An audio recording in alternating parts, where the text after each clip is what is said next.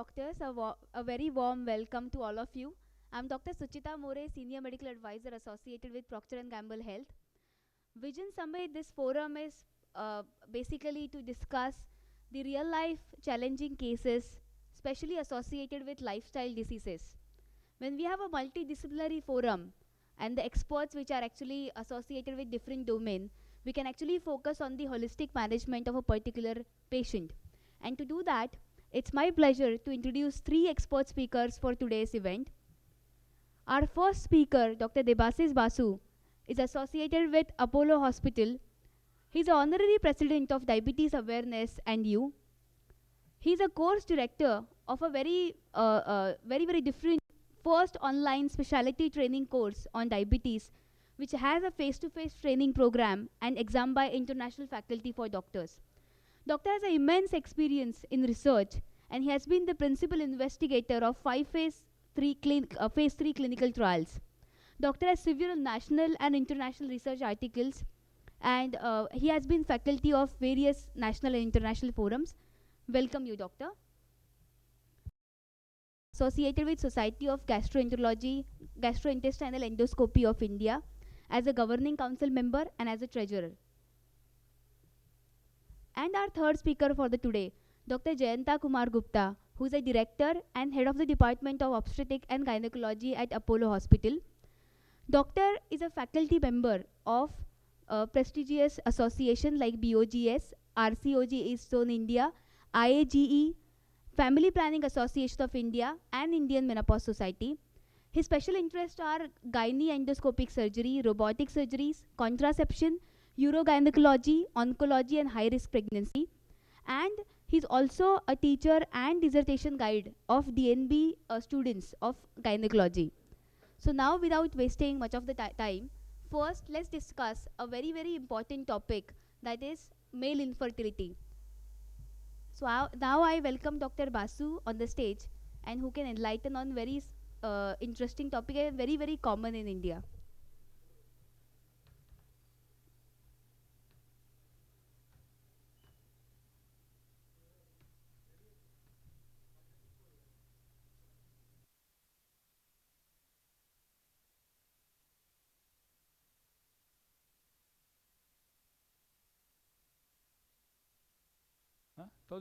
অসুবিধা নেই হ্যাঁ হ্যাঁ তোমার তো hello hello yeah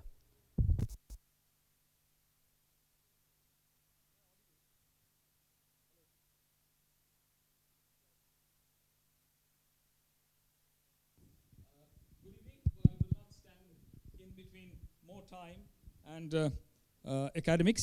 Let's go straight into the topic. It's oxidative stress, male infertility, and management. Basically, a guide to be for the GPs. Now, infertility.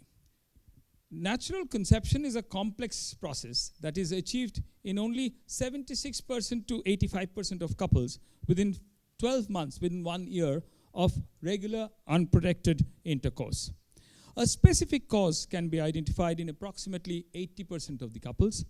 1/3 of the causes are due to female factors alone, 1/3 due to the male factors alone, and 1/3 due to the combination of problems from both. Unexplained infertility, in which no specific cause is identified, occurs in approximately 20% of the infertile couples.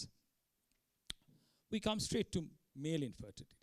It hinges on the production and transport of sperm, a highly complex process that involves the endocrine, immune, and the neural systems, and the general practitioners have an important role in maximizing the fertility potential and improving the overall health of a male patient.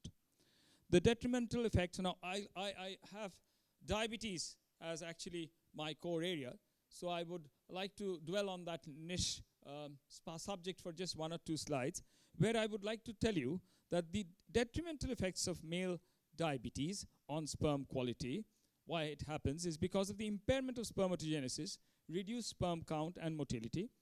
There is a male subfertility, that is decreased fertility potential by altering steroidogenesis and sperm motility. Testicular and erectile dysfunction, We know that 60% of our type 2 diabetes patients and almost 30 to 40% of type 1 diabetes patients, or we call them persons with diabetes, PWDs, they all have erectile dysfunctions as a major problem, which they don't really come and tell you about, but that actually heralds the onset, or which is already kind of an in place cardiovascular disease. So we go to the rural places, we inquire about ED, and we actually find the undermining CVD which is already there.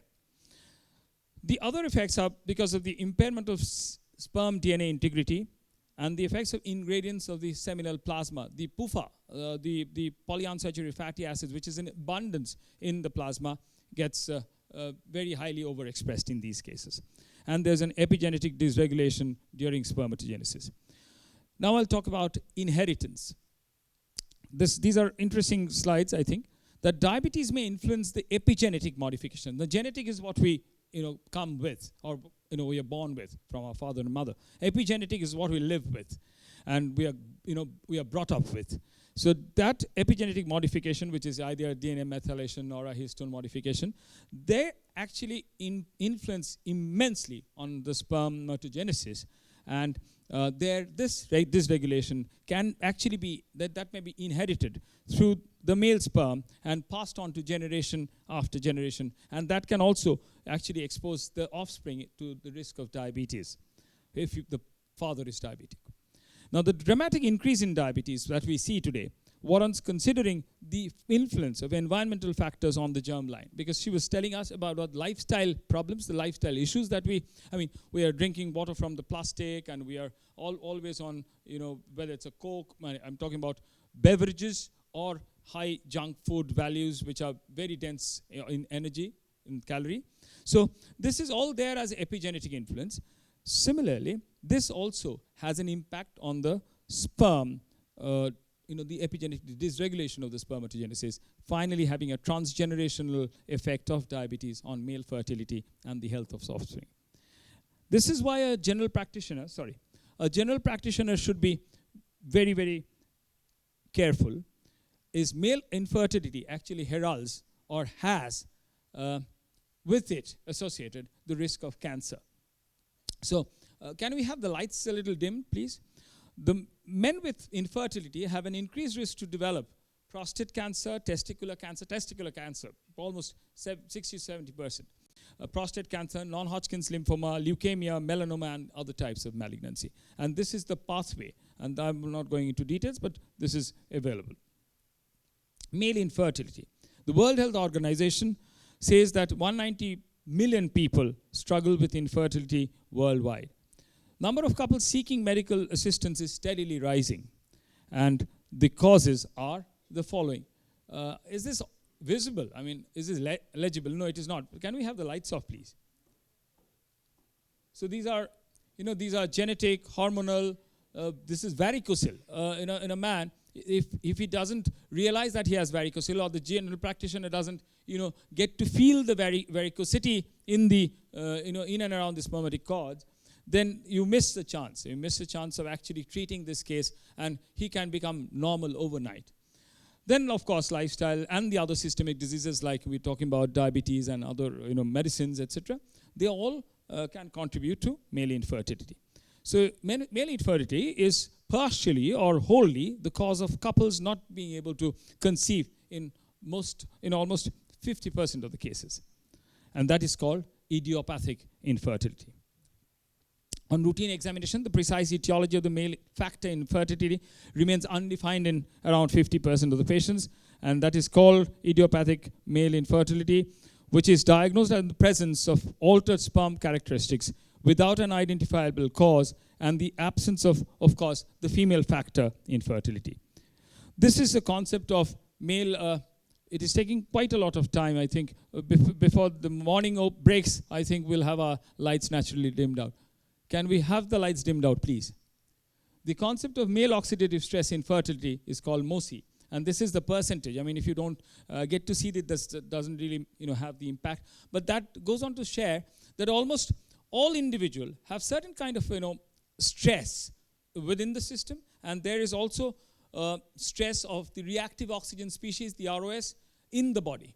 And this like for cancer, you have tumor suppressor gene, you have a proto-oncogene. Now, everyone has proto-oncogene and a tumor suppressor gene. Only the balance, if it is harmoniously maintained and in equilibrium, you will be a normal individual. Similarly, for the oxidative stress that we have in the system, a low potential oxidative stress actually triggers a lot of good things to happen. But if the low potential now becomes, the arm of the seesaw, now tilts up towards the higher side, then that can have, the impact of a detrimental effect. So these are the slides which we're talking. These are absolute 2019 data, unfortunately not very clearly visible here. So the control generation, this control generation of ROS has to be kept in mind, and that will actually help us to understand the role of hyperactivation, capacitation, and acrosome reaction of a sperm. Without capacitation, you really cannot conceive. Idiopathic male factor infertility has been linked with oxidative stress, and we know that one of the principal causes of this association is the observation of morphologically abnormal sperm have an increased capacity to generate the reactive oxygen species, but also a reduced antioxidant capacity. So you have, I was saying that you will have both, like you have a ROS plus you have antioxidant capacity, but in this case the tilt is higher to the ROS side and the antioxidant capacity gets gets a little lower. The prospective study demonstrated that men with high levels of ROS generation had 7 times less chance of initiating a pregnancy compared with those with low ROS. The ROS can cause an increase in DNA fragmentation, and the pre-treatment with antioxidants that dispose, scavenge, and suppress the formation of ROS can, of course, reduce the DNA damage. So this is a beautiful diagram which very clearly elucidates that how oxidative stress and then lipid peroxidation, the entire process of decreased sperm function in terms of motility, viability, capacitation, and acrosome reaction, they all kind of finally will lead to decreased fertility or infertility. And on the other hand, if you have the immature abnormal spermatozoa, from here the apoptosis in the maturing germ cells, the capsid activation, aborted apoptosis, and damage to DNA. So they also will cause infertility. These are all the different factors. We will start with idiopathic, which is more than 50%. Then is iatrogenic. Iatrogenic is centrifugation and medications, lifestyle, smoking, alcohol, obesity, stress, advanced paternal age, and poor diet. Environmental, heat, pollution, heavy metals like you have PCBs and diones and even arsenic. They all have their component, individual component activation in the whole process. And if you have pesticides and herbicides, we have all the vegetables that we eat today from the market. If we don't rinse them and actually pre-treat them well, we are actually consuming a lot of pesticides at the end of a year, and we have a lot of data coming in for that. Infection, genitourinary tract infection, sexually transmitted infections, systemic infections, especially the chlamydia group of infections, the autoimmune, vasectomy, torsion, chronic prostatitis, testicular abnormalities, and chronic disease like diabetes and chronic renal failure, or the other hemoglobinopathies. Even thalassemia has enough role because of the iron deposition in the testes. Now, this is how oxidative stress actually impacts.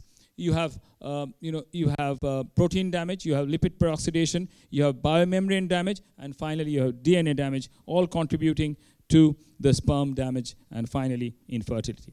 So the free radicals can reduce sperm fertility. The free radical induced oxidative stress contributes to producing abnormal and badly increasing abnormal sperms, decreasing sperm count and transformation from immature to quickly mature and then dying, and fragmenting sperm DNA. Harmful actions of the mechanism is through it causes sperm membrane lipid peroxidation, we saw in the diagram, decreased membrane fluidity, reduced sperm motility, decreased sperm oocyte fusion capacity. That's the most important crux. I mean, the two actually finally mating, and impairing fertilizing capacity. This is the other same kind of diagram, but with different expressions. These are the preventive antioxidant system that we have in our own body. It is obviously superoxide dismutase, catalase, glutathione peroxidase, glutathione reductase. The non-enzymatics are vitamin C, vitamin E, ferritin, These are all, one after the other: zinc, N-acetylcysteine, selenium, L-arginine, carnitine, coenzyme Q, very, very important, folic acid. The role of a family physician or a general practitioner is, therefore, it has to be, when you're talking to a male, infertile a male infertile patient or a man, then it still has to be a couple-centered management. The wife has to be, or the partner has to be there. The initial, you have this, these are the kind of medical causes that you need to focus on, and this is basically general health and, looking at all the other probable problems that the patient has, whether it's a hernia, whether he had a lower abdominal surgery, the sexual history, contraception, social history, alcohol, tobacco, and of course the family history of genetic diseases. And then the clinical examination is very, very important. Talking about varicocele, I was just feel the patient, feel the right places for the patient. Advice to the male patient and the couple, which is called couple coping, and these are the clues to the diagnosis of male infertility. History is, the clinical clue is infrequent intercourse, lubricant use. Now, if you have, in the protective wears, in the condoms, if you have lubricants, which are kind of self-killing, condoms, though these are spermicidal condoms, so you don't know, and every time you are kind of ejaculating, they are dying within minutes. So, basic, approach to clinical health, difficulty obtaining erection for all our diabetes subjects. If you can't have it erect, if you can't hold it on, but there's no question of penetration, and the gusto is lost, and the flow has to reach somewhere. The decreased libido, blood and pain with ejaculation, small volume and absent ejaculate, the retrograde part of ejaculation, which is very common in diabetes. Anabolic steroid use, cryptorchidism, history of testicular torsion in the childhood, previous chemotherapy, previous retroperitoneal surgery, previous inguinal scrotal surgery, headache, visual changes, anosmia. This has also to do with the Klinefelter syndrome and other sexual dysfunction problems. And of course, if somebody talks about a scrotal mass. The physical examination, you will have to palpate the dilative veins if there are any, the spermatic cord, the small testis, the size. We know the tenor size, the adult size and the children's size. Impalpable vas difference, prostatic nodule. You can, if you do a PR, you'll find it if you're used to it. For the initial investigation in the general practice, when the couple is, they're not conceiving, for the man, it will be semen analysis and nothing else. And then the semen analysis will show that this is the normal report. And the indications for the basic evaluation of a male patient is that when the couple fails to achieve pregnancy after 1 year, or if it is 6 months if the female partner is more than 35 years, of regular, unprotected sexual intercourse. Unprotected means they're talking about that, that good time, which is a 15-day ovulation cycle time, plus minus 3-4 days here and there. If there's suspicion about the fertility of the male partner because of the prior history of comorbidities, men who have concerns about their fertility, they all need to be evaluated. These are the hormonal profiles for different clinical scenarios. I'm not touching them. This is purely endocrinology subject. But I mean, the GP also has to know that these are the issues. Like there is a concept called hypogonadotrophic hypogonadism, which actually can, this is a chicken and egg theory. Like this can actually finally lead to diabetes, or even if you have diabetes, that can lead to this. So abnormal spermatogenesis, testicular failure, and prolactinoma. The laboratory investigations have low semen value, azoospermia, leukocytospermia, oligospermia, asthenospermia, which is low motility, weak, sperm in post-ejaculatory urine, retrograde ejaculation, elevated FSH level, low testosterone, low FSH level. The ejaculatory dysfunction, these are the, so when you have these, so you can actually compare with these causes. Scrotal ultrasound is done if you're really thinking of somebody who has infertility and a risk of testicular cancer. Role of GP in the management of male infertility is, therefore, ideally, if you identify the cause or the case, then refer to a secondary care. The indications for early referral will give you better results. Previous or current genital pathology, previous urogenital surgery, history of sexually transmitted disease, significant varicocele or systemic illness, abnormal genital examination and or abnormal sperm analysis. Continue giving support to the couple, and the ways to improve infertility care in general practice is basically coordinated teamwork, follow the national and the standard the clinical guidelines that you have from each country. The education about modifiable lifestyle factors is what you can give the best and which will actually yield the best result. And of course, you can think about antioxidant therapy. Now, about the patient counseling, you can talk about alcohol consumption, not more than 2 units, not more than 3 days in a week. The smoking has to be no smoking. Obesity, you have to really cut down on the weight. The scrotal temperature, you cannot wear very tight jeans like I'm wearing at the moment. It's not very tight. I'm actually shriveled, so everything is now very loose for me. And it really doesn't matter at the age of 55. These are the things that you really need to keep, because today you get very young children wearing very tight, we have tight jean syndrome, and that also leads to male infertility. The prescriptions of the OTC drugs that we often have, we have a lot of, still, though there is a huge pandemonium happening all over the world against the use of opioids, but in our country, for any little pain, we go to the counter and we get opioid-like drugs. We of course can buy testosterone from Amazon and all the online shopping networkings that you have. There are a lot of psychotropic drugs, and of course cannabis is the best thing that, as medical doctors and anyone who remember our childhood or our medical school days, we still can. There are a lot of, I know, good friends who still continue with cannabis, and that is very detrimental. So that really causes infertility. Occupational hazards, if you are a radiologist or a radiology technician, if you are constantly on all those vibratory vehicles and you are having regular vibrations, you can have Raynaud's, you can have testicular infertility. Pesticides exposure, like farmers. And the frequency of intercourse, you need to know the time and choose the dates.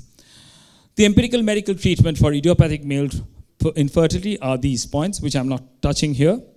The role of antioxidants is what I'll just tell you briefly, is that it has to be, I was talking about the reactive oxygen species that is there, like a proto-oncogene, and the antioxidant capacity of the same products which are there in the system. Like if you have, we'll come to this, the role is that there are free radicals in the body, and we know the metabolism of the free radicals. We know exactly what balance it should come to us. The antioxidants actually will then avoid the damage from the free radicals. We are talking about vitamin E. It's the most potent lipophilic, and it's lipophilic antioxidant. And the best part, it is a chain-breaking molecule. So you have long chains of fatty acids happening one after the other. Even the reactive oxygen species, you have one species which will get adhered to the other species, and it will be a long string of pearls, not pearls, but deathly pearls. So there they will break. And in fact, we're talking about the seminal plasma fluid, where there's too much of PUFA. And this PUFA, these are polyunsaturated long fatty acid chains. They will break one, and they will not make them into reactive oxygen species. So this is the beauty of vitamin E. It contributes to the activity of Sertoli cell lines and spermatocytes. It also suppresses lipid peroxidation in testicular and the Sertoli cells. The vitamin C also has an important role in the process of spermatogenesis. It's effective in fighting testicular oxidative stress. If the patient is exposed to arsenic, cadmium, endosulfan, and alcohol. Zinc is a potent antioxidant agent, and it has a wonderful free radical inhibiting or scavenging property. It also prevents lipid peroxidation. Selenium, it is essential mineral to protect the body against free radicals. It protects in combination with vitamin C and E, decreases the free radical induced damage. It has a part in playing the adequate role for thyroid hormone expression, and it also helps in prevention of gestational diabetes. Melatonin and cytochrome C. Melatonin causes decrease in free radicals and oxidation rate. Melatonin protects the germinal epithelium, and the cytochrome C can effectively fight free radicals and reduces the testicular hydrogen peroxide or the peroxide reactions, which causes apoptosis. We saw in the other slide.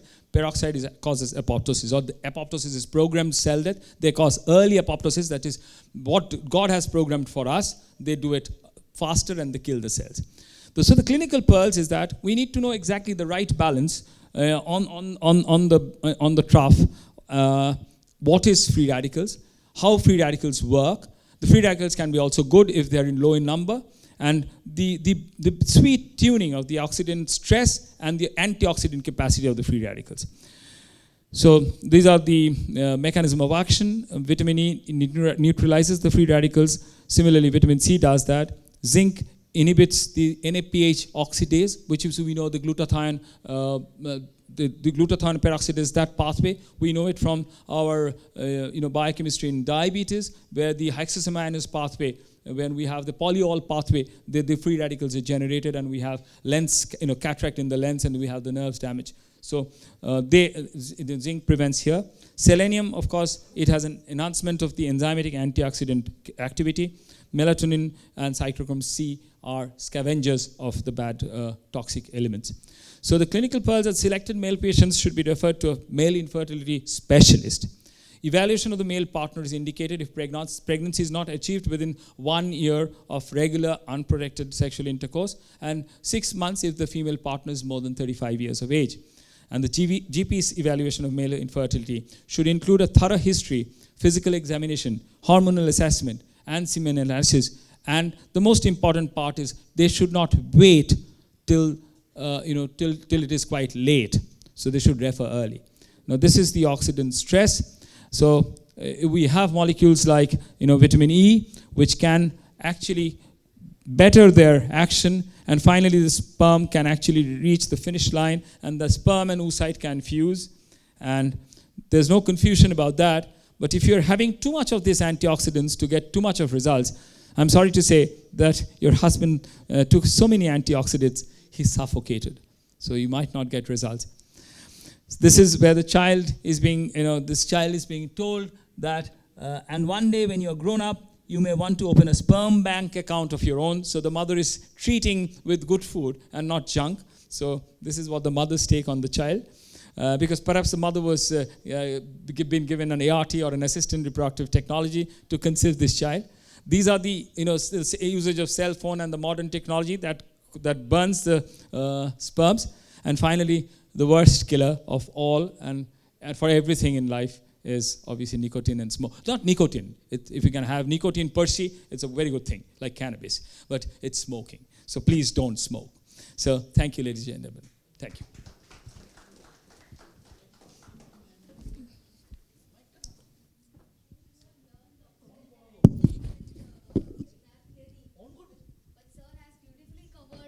A very, very clinically relevant way.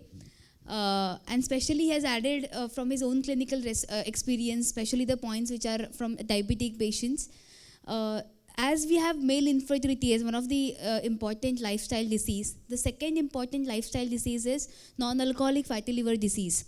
In India, the incidence is around 8 to 32%. This is how now it is like secondary to diabetes also. And to cover that, we have Dr. Pradipta with us, who is the expert gastroenterologist. Now, sir, I request you to just cover that how we can effectively diagnose and manage fatty liver disease in our practice.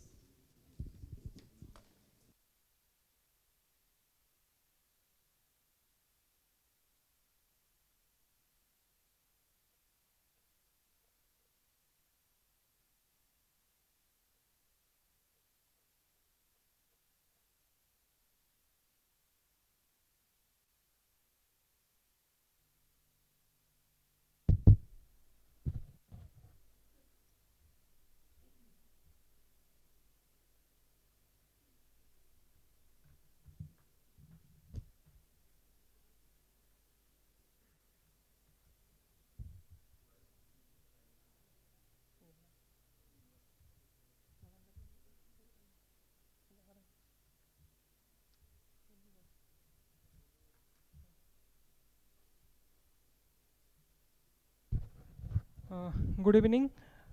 Thank you for kind introduction. I will speak on NFLD. We all know NFLD is increasing common now. The term shows this is basically fatty liver because of excess accumulation of fat. Those who are not taking alcohol or taking little bit of alcohol. So I'll mainly speak on management of NFLD. To start with a case, is a 55 years old male who has medical history of obesity and borderline diabetes, presented to the clinic with abnormal liver enzymes 6 months back. This is a very common scenario. And no history of alcohol, no history of smoking.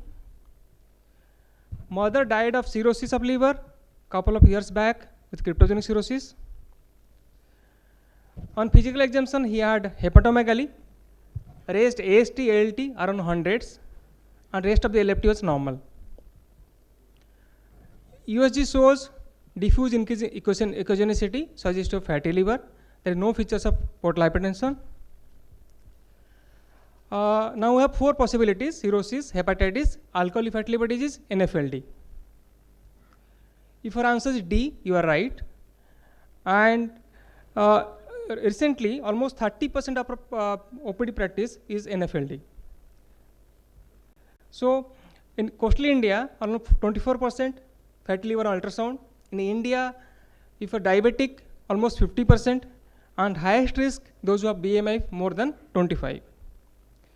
So, if you see the natural history of NFLD, it takes from normal liver to steatohepatitis almost 10 to 20 years. From NAS to develop cirrhosis, it takes another 3 to 6 years, and not all patients, only 10 to 15% of NAS can go to cirrhosis. Out of these, 1 to 2 years it takes for decompensation. So it's almost similar to hepatitis B, maybe a little bit early than hepatitis C. It takes 10 to 12 years to develop cirrhosis. This is the histology of spectrum from steatosis, steatohepatitis, and cirrhosis. Initially starts with fat deposition in liver, mainly the liver cells, and inflammation, fibrosis, and cirrhosis. In NFLD, there is only simple steatosis. In case of NAS, they have inflammation and fibrosis. So only difference is in inflammation and fibrosis. There are certain predictive factors which can predict a severe histology in case of NAS or NFLD, that is elderly age more than 40, female gender, degree of obesity or steatosis, hypertension, diabetes, hypertriglyceridemia, raised AST-ALT, and AST-ALT ratio. All these predicts severity of disease. And how to diagnose?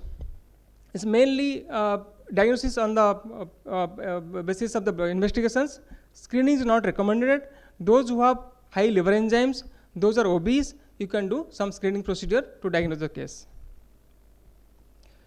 When to suspect?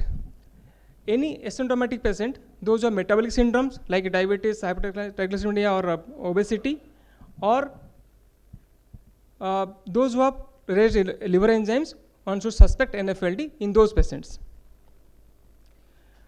When to suspect cirrhosis? Because you know only issue is to diagnose NFLD is to prevent cirrhosis or to treat cirrhosis. Those of firm liver, pediledema, ascites, we suspect cirrhosis. Those are low falling platelet as most one of the common factor. Low albumin or ALT-AST ratio reversal, or features suggestive of portal hypertension like portal vein diameter more than 12 millimeter or ascites. So what is the definite diagnosis of NFLD? Those who have evidence of fat in the liver or in histology or in the USG, no significant alcohol consumption. There is some definition, I'll come to this later. Exclusion of other causes of steatosis. There are many long list of causes of fatty liver. That includes excess alcohol, viral hepatitis, autoimmune hepatitis, hemochromatosis, not common in India, and other like celiac disease, drug use, they can cause raised enzymes in LFT. Staging liver disease and detecting cirrhosis is the most important aspect access in fatty liver disease. So you have to stage the disease and diagnose cirrhosis in the right time. In history, almost 90% are asymptomatic. Either they have some little bit of pain in the right upper quadrant, or jaundice or pruritus. And in those patients, you have to explore the diet, physical activity, change in weight recently, or any risk factor for NAS or any metabolic syndrome in the family or in the patient. On examination, vital signs, blood pressure, central obesity, and mostly hepatosplenomegaly, pediledema, the common features in the examination. Now coming to lab studies, raised liver enzymes are most common. One should do mostly at least hepatitis B and C to exclude viral hepatitis, and additional tests like do SMA, ANA, ceruloplasmin, TSS, and rule out diabetes. Remember, no single laboratory test is diagnostic for NFLD. You have to do couple of battery of tests to diagnose and exclude other diseases before you label it NFLD. You can see the ultrasound picture. The liver looks, and you can see the CT at the same time. Liver is quite bright. Ultrasound is the most commonly used method. You can diagnose most of the patients in case of fatty liver. CT scan, you can be more clear regarding cirrhosis, cirrhotic changes, and you can evaluate the liver structures. MRI is most accurate, but not commonly used because it's very costly. There are a couple of non-invasive tests, like couple of blood tests available in the market.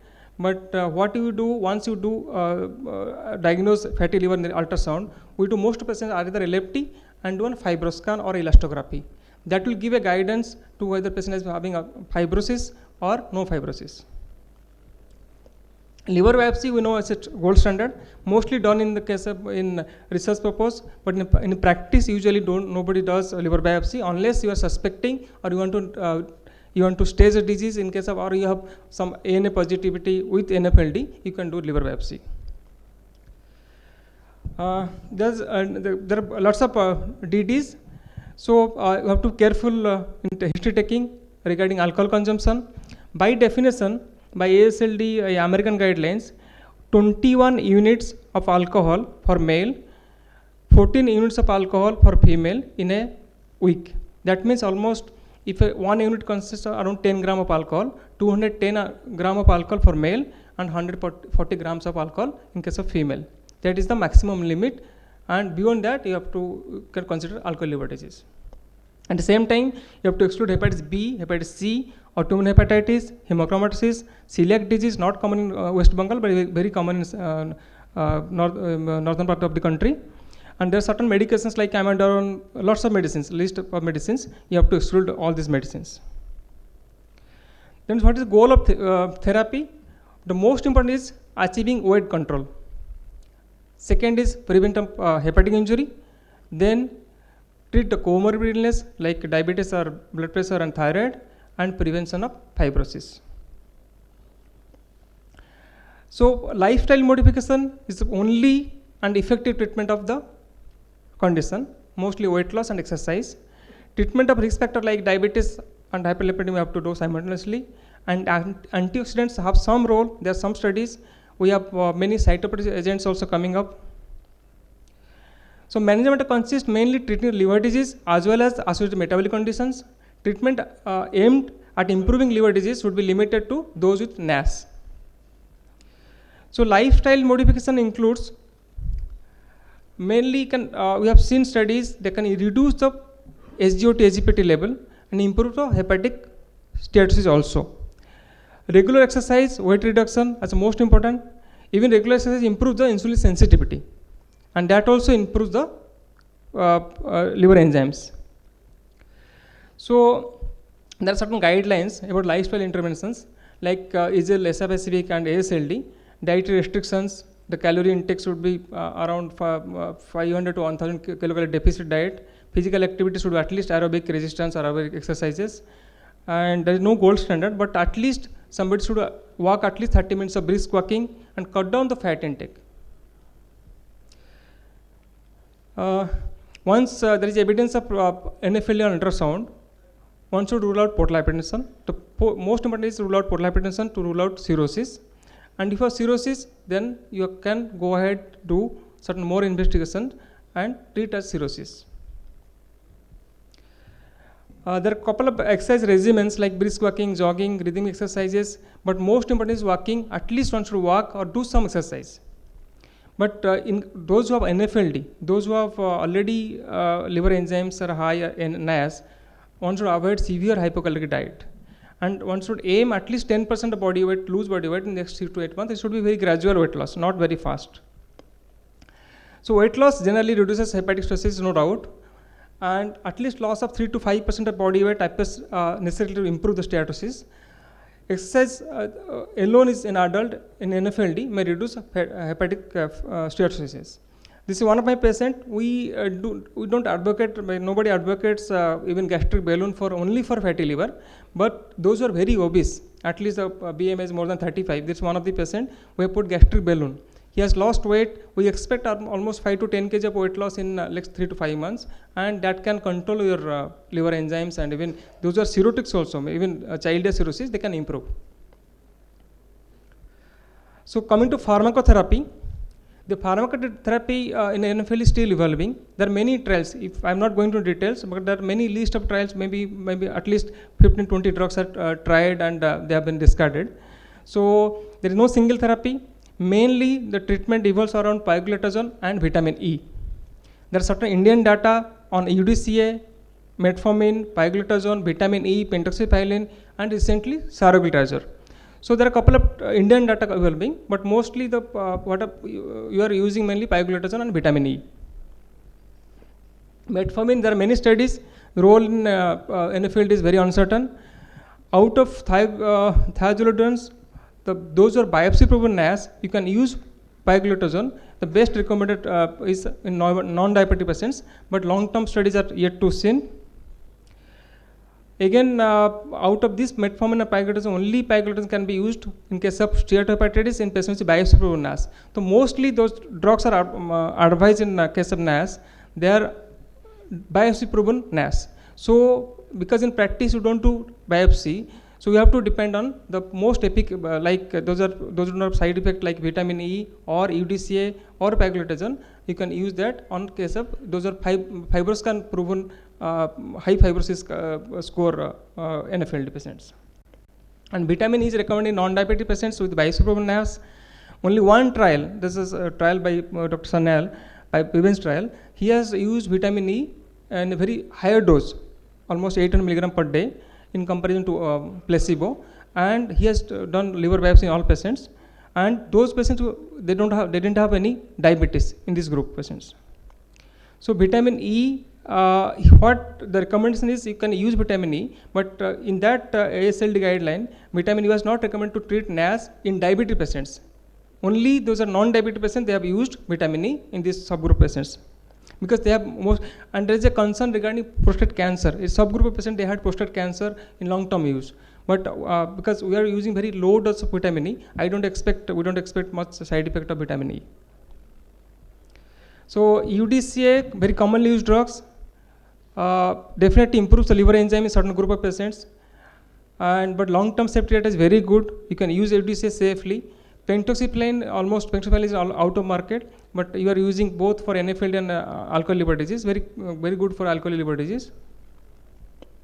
And those who take alcohol and they have NAS, they have liver enzymes are high, or they have fibrosis, one should at least advise them to stop alcohol till the liver improves and to cut down the alcohol at least.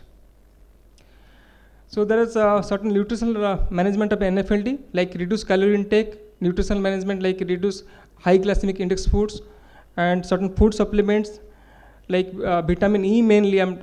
Some studies regarding vitamin E, not vitamin D. Obviously, we have many studies regarding vitamin D with NFLD with cirrhosis. So vitamin E, vitamin D, vitamin C, and MOFA and PUFAs. So once you have diagnosed NFLD or cirrhosis, you have to do every 6 months LFTs, INR, blood pressure and lipid profile, depending on the enzymes, and you can monitor and you can counsel the patient. So when to refer to a specialist? When there is severe fibrosis on the basis of fibroscan or liver biopsy, or you are suspecting liver cirrhosis on the basis of an imaging or even LFTs like low albumin or high globulin. Initial assessment shows liver cirrhosis. Anytime during the monitoring, you think patient is deteriorating. And the take-home message, consider NFLD when abnormal LFTs are found, especially in the absence of metabolic syndrome. There are certain group of patients, mainly in India, in our part of country, even they're lean, they have NAS. The study by Professor Chaudhary from SSK, almost the good number of patients, almost 10%, lean NAS patients, they are gone to cirrhosis, even they're thin built and they don't have any diabetes, only normal BMI patients. So one should suspect in these patients and to very careful. NAS can happen in the lean patients also. Weight reduction is by calorie restriction and regular exercise. And once you have serotics, and you should follow the guideline like serotic, like do regular endoscopy for varices and alpha fetoprotein ultrasound for serotic liver to prevent hepatocellular carcinoma. Thank you. If you can have any question answer, you can finish it off. Otherwise, okay.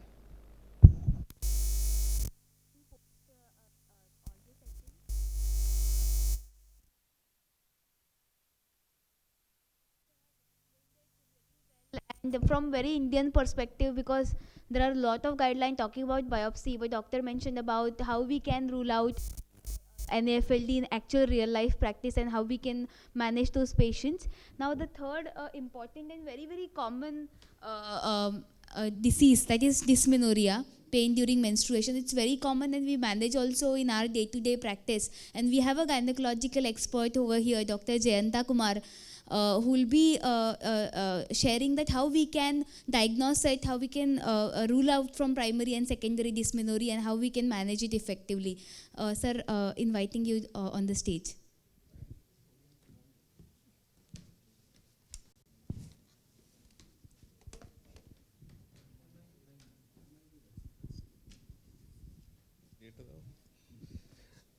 Thank you very much. So, cricket is getting played in Eden Gardens. In our batting lineup, the opener, Devashish, has left. And the middle order, our Pradipta, is planning to leave. And it is the tail ender. I'm not a batsman, I'm mostly a bowler. I am supposed to be facing the googlies that are coming.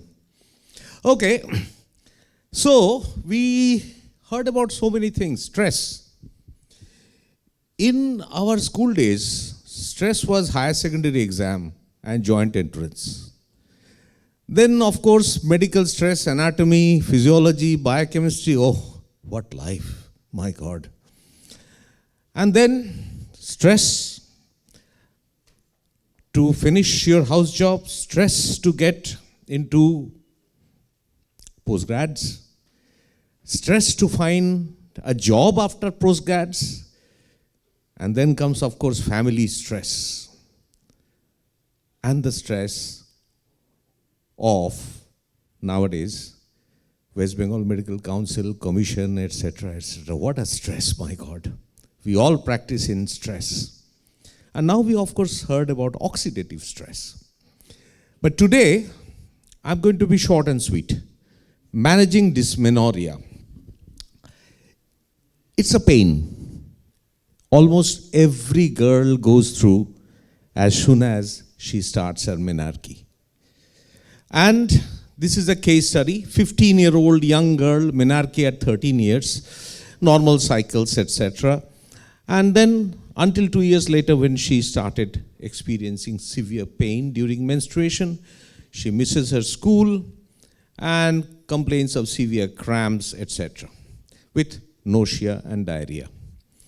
Lasts for 3 to 4 days. This pain, starting from the very first day of the periods, doesn't have any remarkable medical history, and she needs oral analgesics for at least 2 to 5 days each month to control this pain. A pelvic examination, not normally done on a 15-year-old, but you can do a rectal examination, an abdominal examination.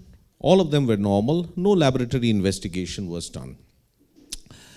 So this is another case scenario of a 27-year-old married woman. It's not that dysmenorrhea only affects the young adolescent. It can also affect older women and even women in their late 40s. So when we do a clinical examination and we find, especially in these women, non-specific pelvic tenderness, etc., we can do a transvaginal ultrasound. And here we see ovarian cyst, which measures 2 by 2 centimeter. And the diagnosis is endometriosis. One of the things you have to realize, spasmodic dysmenorrhea or primary dysmenorrhea is very common, but it tends to be short-lived, maybe first day, second day, third day, rarely third day of the period. And they get better with simple measures like having a hot bag placed in the lower abdomen for 15 minutes. This is a very, very effective treatment, believe me. Recommended worldwide. And of course, if that doesn't help, you can give her NSAIDs. And if that doesn't help, then what do? You have to then start thinking of making sure, is it a primary dysmenorrhea? Is it something without any serious causes? So in that point, you start investigating with ultrasound, etc. The other thing is, when you have women, rather girls, adolescent girls, missing school because they cannot cope with the first few days of the period, then it could be a good idea in certain situations, after counseling, to stop her periods. Or give her periods maybe once every 4 months by using low-dose continuous OC pills. So these are the different ways we can look into it. And of course, later on, one of the most sinister cases of pelvic pain, dysmenorrhea, come with endometriosis. That is very, very common, and it's getting commoner by the day. Endometriosis has 2 major symptoms. One is pain during periods, backache. Those who are married, pain during intercourse. In certain scenarios, dysphagia or painful defecation during menstruation, dysuria, cyclic mastalgia, all sorts of pain. And of course, when they try to get pregnant after marriage, it's infertility. So, what is dysmenorrhea? It's basically pain. What is your diagnosis? Primary, secondary? I think those kind of things like a primary dysmenorrhea, secondary dysmenorrhea, congestive dysmenorrhea, spasmodic dysmenorrhea, bloody stupid terms. We learned them when we were in school, reading those textbooks, which doesn't say much. Just say it is dysmenorrhea with a cause or no cause has been found by routine investigations. That's what we should be looking at. We shouldn't be looking at PID, endometriosis. They will come later. So, definition, painful cramps that occur with menstruation. Okay, everybody has painful cramps. My daughter had painful cramps. Can be primary, secondary. Primary means absence of underlying pathology. It all depends how deep you look into it. Only then you will find pathology. Otherwise, if you just simply palpate the abdomen, say, hi, hello, how are you? Let me do an ultrasound. You may miss a lot of things. Secondary, of course, to endometriosis. Adenomyosis, fibroids, pelvic inflammatory disease, others. But there is another thing that not really related to gynecology. One must remember another cause. Pain that is mostly left-sided may happen anytime, also happens at the time of periods, could be nothing else than irritable bowel syndrome associated with chronic constipation in a young girl. So, menstrual disorders like dysmenorrhea are highly prevalent and ranges from 45 to 97%. Different ages are affected, different nationalities, different pathologies, all are part of that. Let me talk about endometriosis. It says 1 in 10 women have endometriosis during their reproductive years, but I would say it is more. In India, we'd probably find about 20% of my clinic population suffer from endometriosis, and if they come for infertility, 50% of them would have endometriosis. However, the gold standard of diagnosing endometriosis is laparoscopy.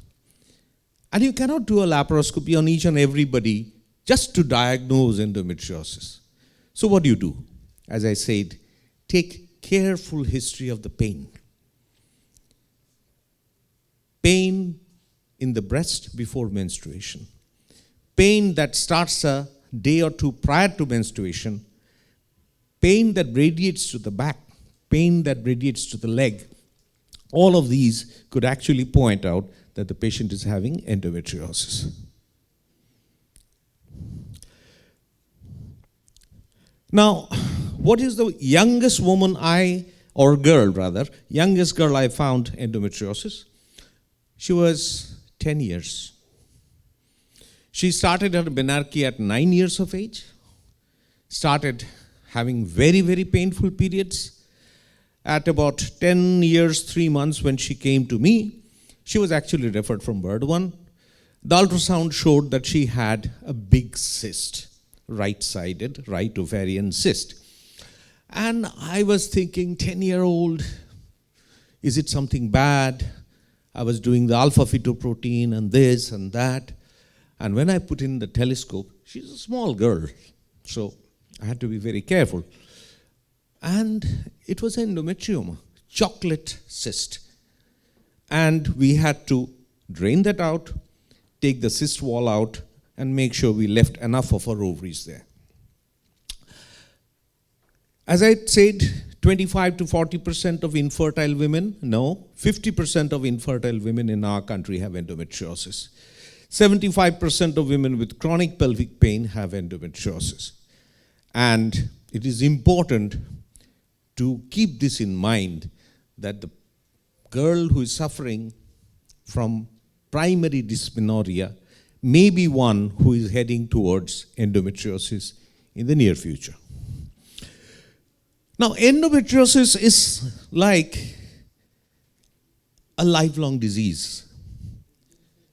And what causes endometriosis? There are various theories. One of the theories is Sampson's theory, retrograde menstruation.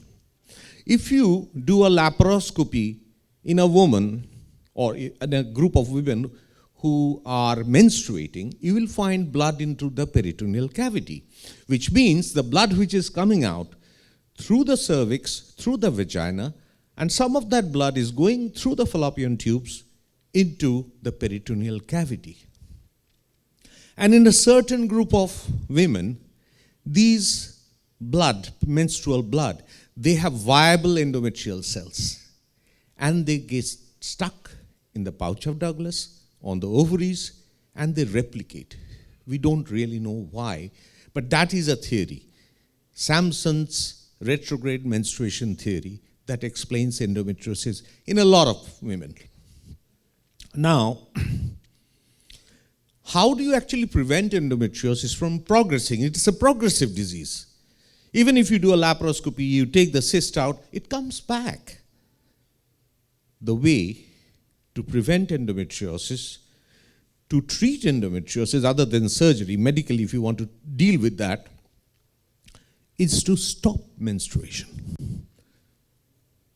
Stop menstruation. Girl should have menstruation every month. Many of my patients' parents say that, Dr. Babu, apni period ta bondo kore dilen. And I said, listen, a woman will have 12 periods a year, 12 periods a year, once every month. And every period makes endometriosis worse. What I am proposing is, by medication, I will make the woman have 4 or 5 periods a year. Is it better to fail in 12 subjects, or is it better to fail in 5 subjects? So if you give extended pill for 3 packets, a woman or a girl will have period every 60 to 70 days, which means 5 periods a year. And I tell them this way, দেখুন, যদি বারে বারে period হয়, বারে বারে অসুখটা খারাপ হবে, বছরে 12 বার খারাপ হবে। And if I give it this way, 5 bar period হবে, 5 বার খারাপ হবে, which one you want? And most of them are actually convinced, and in that way you can give them OC pills. So the basis of endometriosis pathogenesis, etiopathogenesis, and progression. Have you heard about this mythological character? The mythological character is a demon, Roktobij. And what was said is, every time you want to kill that demon, any or a little bit of the demon's blood, if it drops on the floor, another Roktobij comes up. Its endometriosis is just like that. Menstruation happens, retrograde menstruation happens, that blood goes into the peritoneal cavity and endometriosis starts to come in not all, but a section of women who are actually prone to it. So what did the goddess Kali do? She chopped off the head of Roktobij, and instead of allowing the blood to drop, she drank it. So what we are doing in endometriosis is preventing menstruation, preventing the blood from going into the peritoneal cavity, and that's the crux of medical treatment for endometriosis. And there is always a diagnostic delay in endometriosis. Why? Mother says, oh, I also had pain. When the daughter is writhing in pain, oh, I also had pain. So mother is not very much concerned. Once she is concerned, she goes to the doctor. Nothing, everybody has pain. And, biye korle thik hoye jabe. Once they get married, they will be fine. Once you have child, you will be fine. So, by not putting enough emphasis and by not being proactive, the average delay of diagnosis of endometriosis is 7 to 8 years. You allow that girl to suffer for 7 to 8 years before saying, oh, you have endometriosis. By that time, it could be her ovaries are buggered, everything is all caked into one. Just today, I was doing a surgery, laparoscopic surgery on a lady with endometriosis. A couple of days ago, I did another one. And there are times when you can't even see anything. The whole pelvis is covered with loops and loops of intestine. I can't see the uterus. I cannot see the fallopian tubes, the ovaries, nothing. It's all sealed. It's called frozen pelvis. One of the worst things for a surgeon to deal with frozen pelvis. And that happens regularly with endometriosis. Well, this is laparoscopic management of endometriosis. This is a simple case. I could do it anytime, done it many thousands of times. That's not an important thing. But those frozen pelvis are the ones. Now, how should you be doing your clinical approach? Primary, secondary, dysmenorrhea, forget about that. Think about dysphagia, pain during defecation at the time of menstruation. Cyclic mastalgia, backache, take a menstrual history. Many of these girls who have endometriosis actually have scanty periods, not very heavy periods. Check about gastrointestinal or urinary symptoms. Check about sexual activity, pain during intercourse.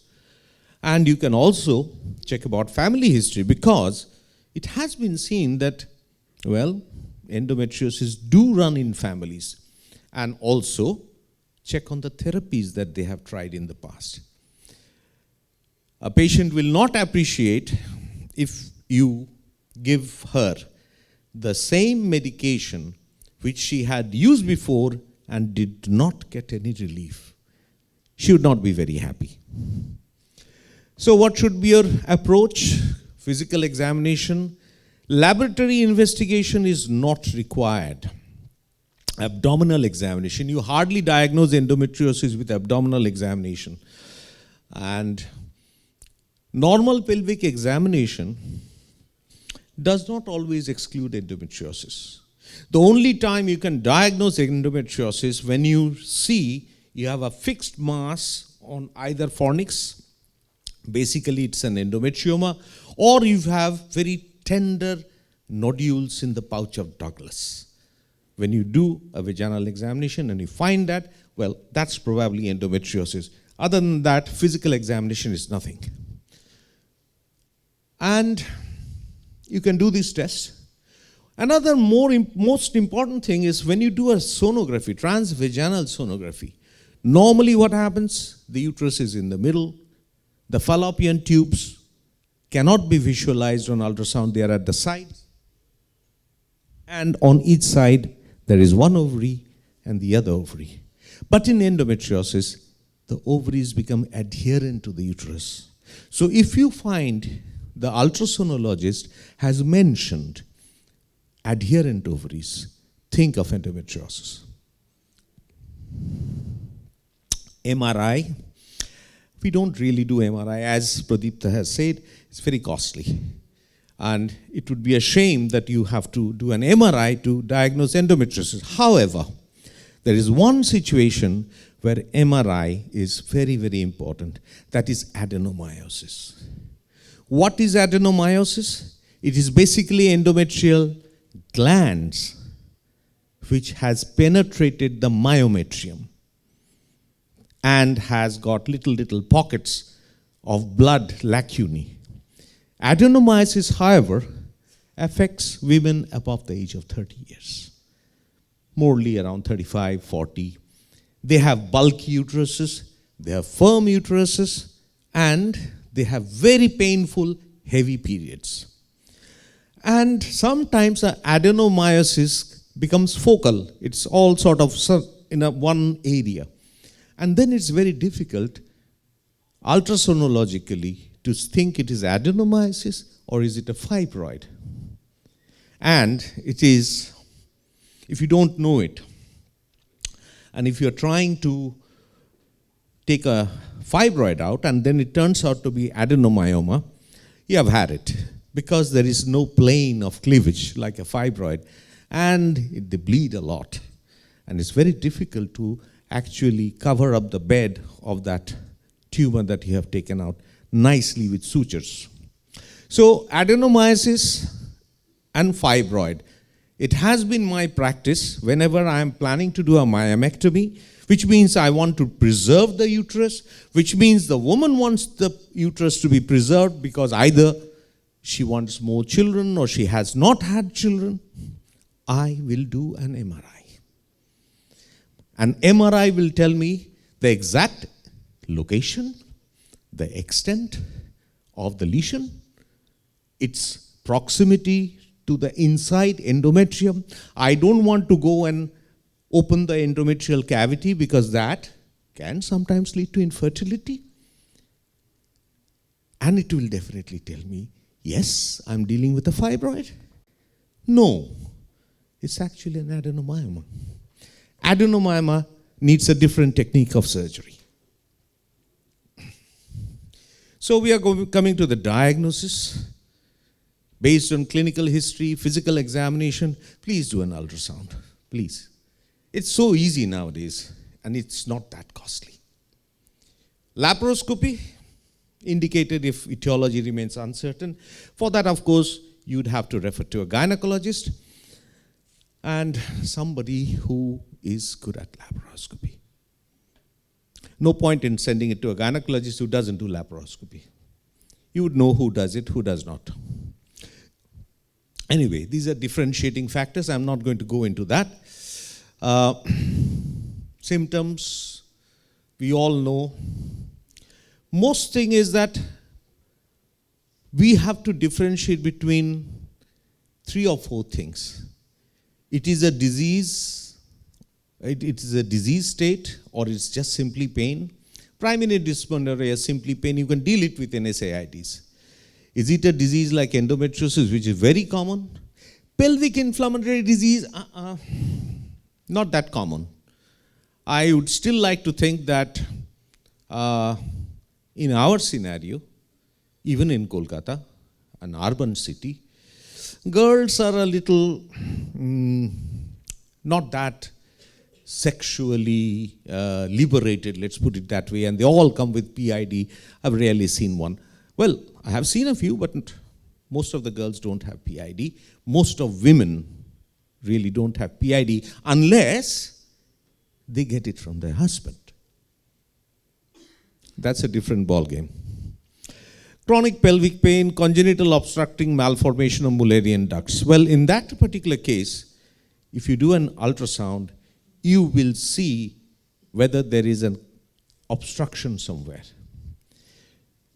Patients who are starting their menarche within the first 3 or 4 cycles, initial cycles, if they have cryptomenorrhea, imperforate hymen, they will come to you. And you just have to spread the legs and you find the bulging membrane of an imperforate hymen. You know, you have made your diagnosis. There are other ones like transverse vaginal septum, which are a little higher up.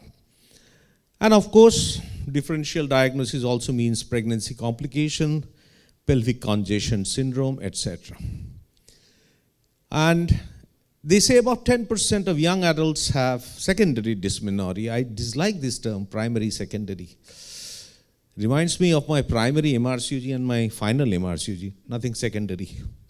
Anyway, menstrual flow abnormalities may be associated with adenomyosis or leiomyomata depending upon their site. And if there is abnormal vaginal discharge, especially with abdominal pain, especially with fever, leukocytosis around the time of periods, think of PID, think of an acute pelvic inflammatory disease, and for that, the commonest organism is chlamydia. We don't see syphilis, we don't see gonorrhea that much. Chlamydia. And if you have that, perhaps you are better off starting with a tetracycline like doxycycline or azithromycin. They both work very nicely against chlamydia. So this is how a pelvic examination, which is done, and not essential for all adolescents. And unless you are really wanting to check, you can also do a rectovaginal examination. And when should adenomyosis be suspected? If you have a woman who is older than 30 years of age, dysmenorrhea, menorrhagia, uniformly enlarged uterus, etc. So we just talked about sonography as well as magnetic resonance imaging, MRI. And this is how you suspect PID. If you have cervical motion tenderness, adnexal tenderness, uterine tenderness, fever, discharge, elevated C-reactive protein, elevated ESR, and leukocytosis in blood. Risk factors, we talked about age, early menarche, sexual history, smoking, etc., etc. Lower socioeconomic groups. Now, how do you treat the adolescent patient? We talked about NSAID, nutritional therapy, topical heat, all of the above. And if that doesn't work, you think of hormonal treatment. How it affects patient? Well, it does affect patient, and here you can see they are also going for the treatment. It works very well. I'm not going to go into pathogenesis. I'm not going to go to an overview, but as we said, pharmacological therapy, NSAID, contraceptive hormone therapy, nutrition therapy, I don't know. I have not studied about dysmenorrhea getting better with vitamin E. Herbal therapy, I don't know. Exercise, massage, relaxation, acupuncture, acupressure, whatnot. But these are your choices. I would not go as to celecoxib as the first line. I would go for naproxen, mefenamic acid, and ibuprofen as your first line NSAIDs because they have been used for many, many years with a proven safety record and good clinical response rate. And these are the other things like combined oral contraceptive. But always make sure that if you're giving a contraception, do not try to give to somebody who is less than 14 to 15 years of age, preferably less than 16. Do not give. Why? Because the ethinyl estradiol that is in a contraceptive pill is almost 50 times more potent than normal estradiol secreted by the girl's body. Now, why don't you want to give? Because once the estrogen comes, once the flood of estrogen comes, the epiphysis would close prematurely and the girl will be short. So if you give hormonal treatment to the growing up girl, you limit their stature. So that is not probably the best answer, and you have to stick to NSAIDs. Also, if you are giving a pill, go for the lowest dose of estrogen. You have, the moment I see a girl with a little bit of acne and hirsutism, immediately Diane 35, Crimson 35, all 35, 35, 35. Please realize 35 microgram of ethinyl estradiol is a lot of ethinyl estradiol. It's a lot of estrogen. Why don't you go for something 20? You have Dronies 20. You have Femilon, which is 20 microgram. Oh, you're worried about the acne. Fine. You have drospirenone containing 20 microgram ethinyl estradiol pills. Drospirenone is a very good anti-androgen. Go for that. You even have a 15 microgram ethinyl estradiol pill. The brand name is Mines. Go for that. Go for the lowest dose. And then you will avoid headaches, migraine, nausea, all the symptoms that are typically related to estrogen dosage. Start with the lowest dose. That's good. It works very well. You may have a little bit of breakthrough bleeding, but that is limited to the first 3 to 4 cycles or first 3 to 4 packets. And after that, breakthrough bleeding is just like any other pill. You can think of that.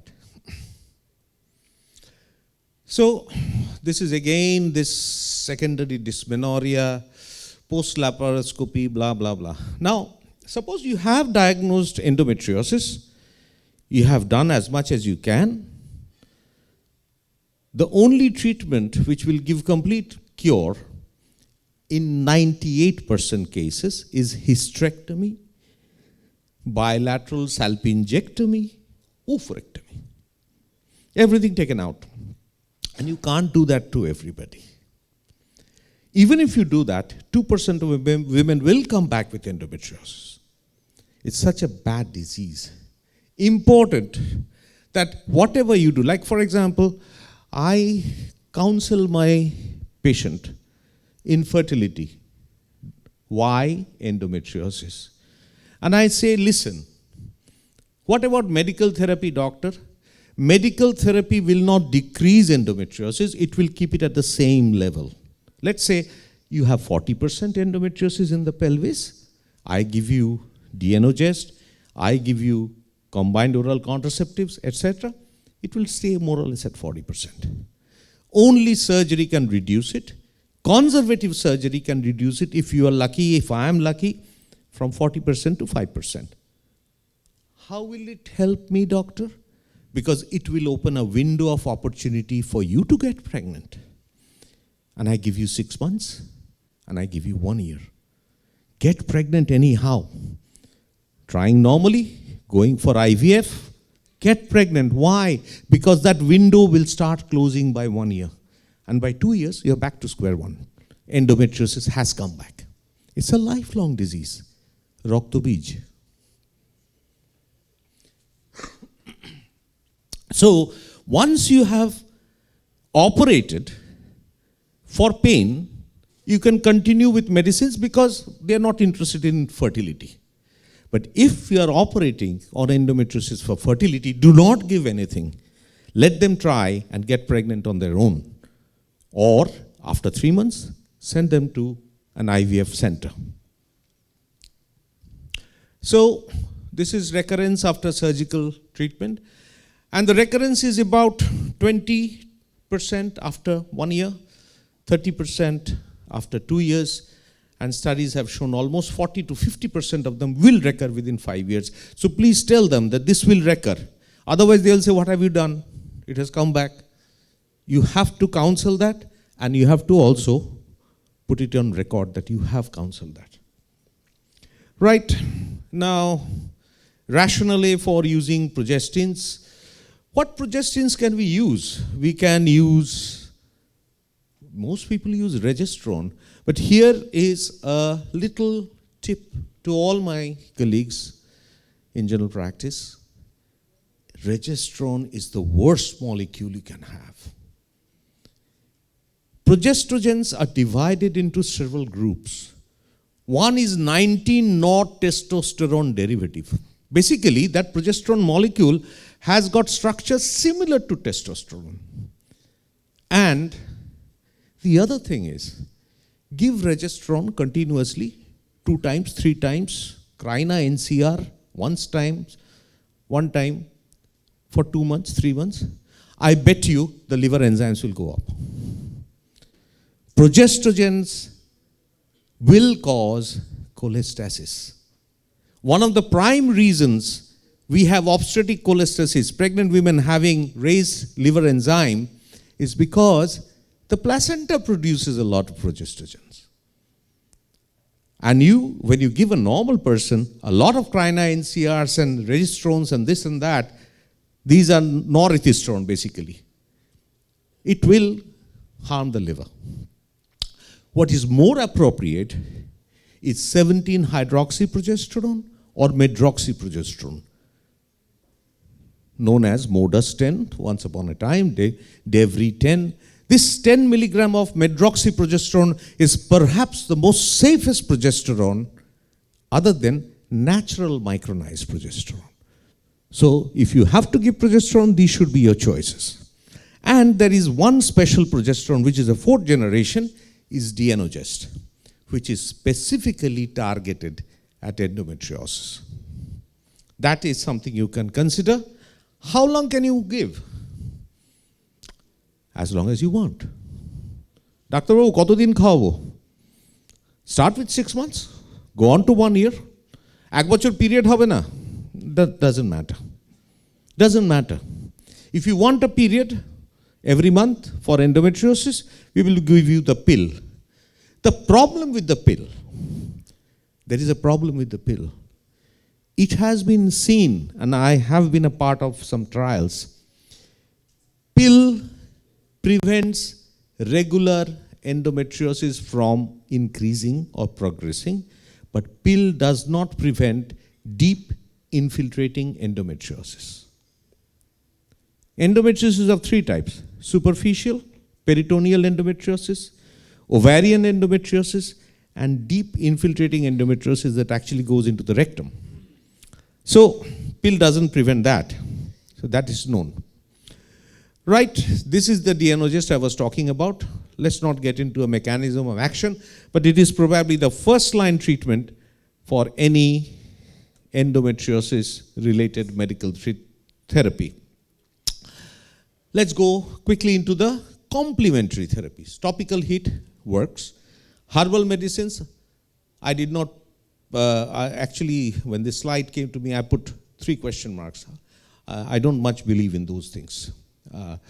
Gomutro and other herbal medicines, etc. God bless those who believe. Acupuncture, yoga, yoga. Massage, exercise, folic acid, vitamin B, vitamin E. Very few trials at all has been done.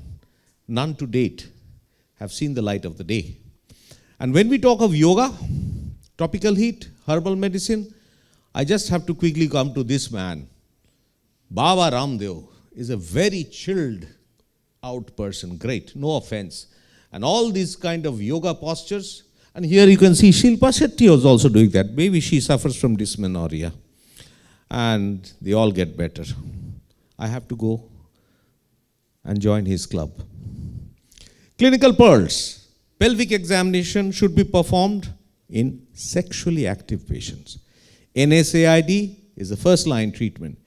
You can give vitamin E, fish oil, vitamin B12 in combination and hope it is effective in reducing pain intensity. Oral contraceptives are effective, and when there is secondary dysmenorrhea, refer early. These are the references. Thank you. How do you treat an adolescent patient? Always think it's the quality of life, QOL. In SAID, nutritional therapy, topical heat, all of these you can give. And they will probably get better. But always make sure you are not masking something which will come later on, like endometriosis, and create havoc in that woman's life. Thank you. Thanks for the great listening. Wonderful. Thank you, sir, for an excellent session. I think it was like back to my college days. It was that good, and sir has focused really, especially the causes like endometriosis, PID, adenomyosis in depth. Now I request both the expert speaker to come on the chair for the panel discussion, because I guess the audience may have some specific questions.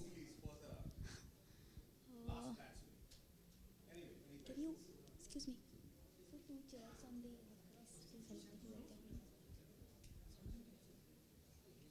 Can I have a question? Can I ask a question? Are you people not hungry? Yes. Let's go. What are the signs and symptoms of vitamin E toxicity? Headache. I do not need mine. So that the upper toxic dose of vitamin E in a healthy patient is around 1500 1500 IU. So till that, in a healthy person, you will not see any toxicity. There are a lot of trials which are done earlier in cardiovascular patient where vitamin E was effective, and then all the doctors, they started giving vitamin E for a long-term therapy. But then there was some data that if you give a high dose, around 800 IU, for a patient who is suffering from, say, cardiovascular disease, then there is a slight risk of mortality and slight risk of higher prostate cancers if I'm giving for years of therapy, maybe more than 4 years and 5 years of data. But there is also contraindicatory data. So 1500 IU, sir, it's a very, like, it's a upper tolerable limit that vitamin E has. So for healthy, definitely there is no risk for vitamin E. Whatever I am trying to impress upon you, what are the signs and symptoms so that I do not prescribe it to. So, sir, there are no such way signs and symptoms like over toxicity. Sir, but then what they happen that because it has some role on vitamin K function. So if I'm giving exceeding like 2000 IU dose or 3000, which is like above the exceeding levels, then it will definitely affect the function. But in usual routine practice, we never give that dose. We always give 200, 400 or 800. Simply I wanted to know what are No, sir. So there are no signs that no, sir. There are nothing. Yes, sir. Sir, maybe sir can add. There is no known sign symptoms of vitamin E toxicity. It's very difficult.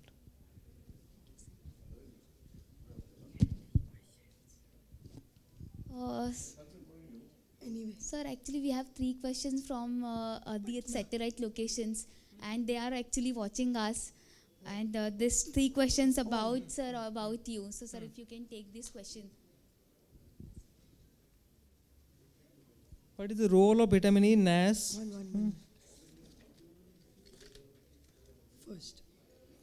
Mechanism action of vitamin in control of the Pain, blood. that I think is gone. So